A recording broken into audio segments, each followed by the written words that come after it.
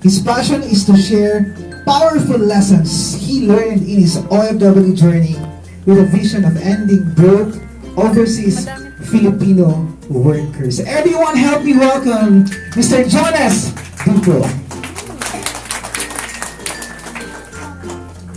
On January 30, 1989, a woman delivered on a small boat in the middle of a virgin forest in the river.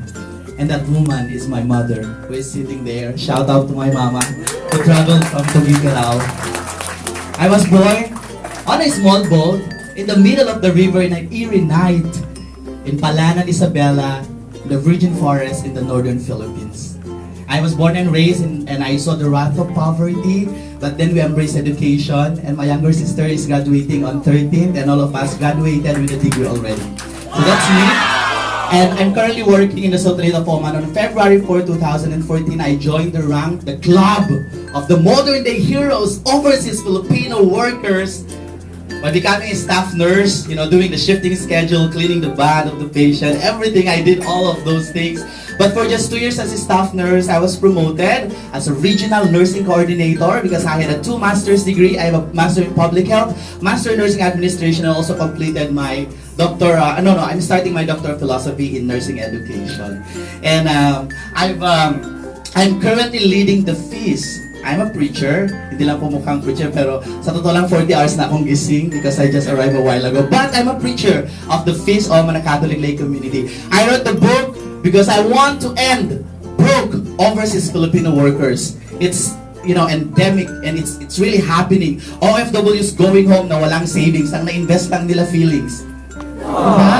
Nakakainis. Dapat may investment sila, mga passive income. And then I told myself, I think I need to share the journey that I had. Currently, I have my passive income. I also invested in some things, and I have, discovered some systematic ways on how to save and how to prioritize assets and liabilities. And I really hope and pray that overseas Filipino workers also can follow. And in the first 2 years of my life there in Oman, I messed up a lot. Na-scam ako, hindi lang ng investment na totoo, pati ng feelings. Pero grabe, sunod-sunod lahat yun. And I really want to share those things. The title of my book is Overseas to Overflowing Richness. Tandaan natin, yung richness is rich not only in money, but also in character. So this is my tale. This is actually a fiction, fable po siya. There are characters there, and surprise lang yung story. But I embedded my stories, my experiences while I was working in the Sultanate of Oman.